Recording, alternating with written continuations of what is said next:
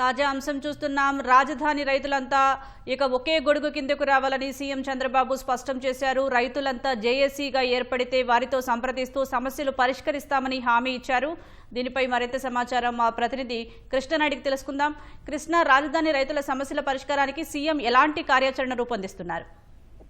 సుజాత, ముఖ్యమంత్రి చంద్రబాబు పార్టీ కేంద్ర కార్యాలయం ఎన్టీఆర్ భవన్ లో ప్రజల నుంచి వినతులు తీసుకున్నారు. దాదాపు ముఖ్యమంత్రి చంద్రబాబు పార్టీ కార్యాలయానికి వస్తున్నారని తెలిసి రాష్ట్రం నలుమూల నుంచి కూడా చాలా మంది పెద్ద ఎత్తున వినతులు ఇచ్చేందుకు రావడం జరిగింది. అయితే ఎవరికి ఎలాంటి ఇబ్బంది లేకుండా కూడా తగిన సీటింగ్ ఏర్పాటు చేసిన సిబ్బంది ఏర్పాటు చేయడంతో ముఖ్యమంత్రి చంద్రబాబు ఒక్కొక్కరి దగ్గరికి వెళ్ళి స్వయంగా ఓపికగా కూడా నిలబడి వాళ్ళ సమస్య అడిగి తెలుసుకుని వాటి పరిష్కారానికి అప్పటికప్పుడు హామీలు ఇచ్చారు.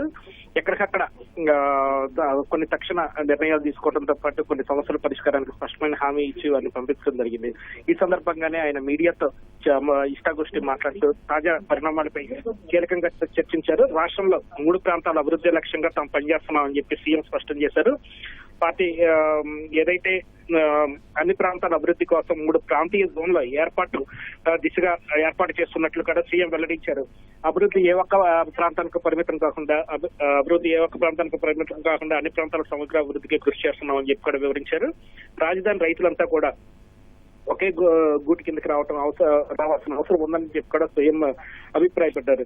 ఎందుకంటే ఎక్కువ జేఏసీలు ఉండటం వల్ల కలిగే ఇబ్బందుల గురించి కూడా ఆయన ఇందులో ప్రస్తావించేశారు. ఏదైతే ఉద్యమం సందర్భంగా జేఏసీలు ఏర్పాటయ్యాయి, కానీ ఇప్పుడు అంతా కలిసి రాష్ట్ర అమరావతి అభివృద్ధి అసోసియేషన్ కిందకి ఏర్పడితే అప్పుడు వారి సమస్యల పరిష్కారం, వారి ద్వారా వచ్చే సమస్యలు తెలుసుకోవటం, అలాగే వాటిని పరిష్కరించడం సులభతరం అవుతుందనే అభిప్రాయాన్ని కూడా సీఎం వ్యక్తం చేయడం జరిగింది. ఇందుకు అనుగుణంగా రాజధాని రైతులంతా కూడా గ్రూపులుగా కాకుండా ఒకే గుడి కిందకి రావాల్సిన అవసరం ఎంతైనా ఉందని చెప్పి ఆయన తన అభిప్రాయాలు పంచుకున్నారు. అలాగే 2వ దశ భూ సమీకరణ విషయం మీద కూడా సీఎం స్పందించారు. ఏదైతే 2వ దశ భూ సమీకరణకు ప్రభుత్వం వెళ్తుందో దానికి సంబంధించి రాజధాని రైతుల్లో ఉన్న అపోహలన్నీ కూడా తొలగినట్లు ఆయన అభిప్రాయపడ్డారు. ఏదైతే తొలుత వారి సమస్యల పరిష్కారంలో ప్రభుత్వానికి వారికి మధ్య కొంత గ్యాప్ అన్నమాట వాస్తవమే.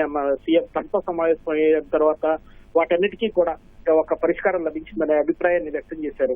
ఏదైతే అమరావతి ఒక మున్సిపాలిటీగా మిగిలిపోకుండా అది మహానగరంగా అభివృద్ధి చెందితే ఎలాంటి ఫలితాలు ఉంటాయి ఏంటి అన్నది రైతులకు వివరంగా చెప్పినట్లు సీఎం వెల్లడించారు. అందుకు అనుగుణంగానే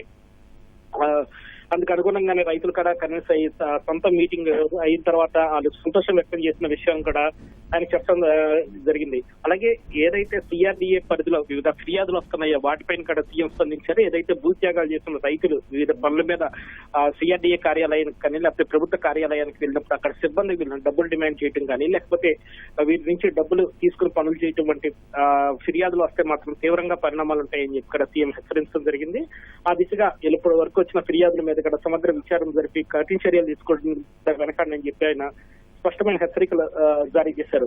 అలాగే రైతులకు సంబంధించి కూడా రైతు సమస్యల పరిష్కారంతో పాటు త్రిసభ్య కమిటీ కూడా నిరంతరం రైతులతో సంప్రదింపులు జరుపుతూ వెళ్తుందని చెప్పి కూడా స్పష్టం చేయడం జరిగింది. దీంతో కేంద్రం నుంచి కూడా సానుకూల స్పందన ఉంటుంది. ఏదైతే క్యాపిటల్ గెయిన్స్ కు సంబంధించి మరో 2 ఏళ్లు మినహాయింపు ఇవ్వాలని చెప్పి రైతులు కోరారో ఆ విషయం ఇప్పటికే కేంద్ర ఆర్థిక మంత్రి నిర్మలా సీతారామన్ దృష్టికి కూడా తీసుకెళ్లినట్టు సీఎం తెలిపారు. ఆ దిశగా కేంద్రం కూడా చర్చించి నిర్ణయం తీసుకుంటుందన్నారు. ఇక రాజధాని అభివృద్ధి అనేది అన్స్టాపబుల్ గా ముందుకెళ్తుందనే ధీమాను సీఎం వ్యక్తం చేశారు. అలాగే రాజధాని చుట్టుపక్కల ప్రాంతాల్లో లేఅవుట్లకు సంబంధించిన అనుమతుల సమస్యను కూడా త్వరలోనే పరిష్కరిస్తామని చెప్పి కూడా ఆయన హామీ ఇవ్వడం జరిగింది. ఇతర అంశాల గురించి కూడా గోదావరి పుష్కరాల నాటి ఇక్కడ పోలవరం పూర్తి చేసే దిశగా కూడా కృషి చేస్తున్నామని చెప్పి సీఎం వెల్లడించారు. సుజాత, ధన్యవాదాలు కృష్ణ.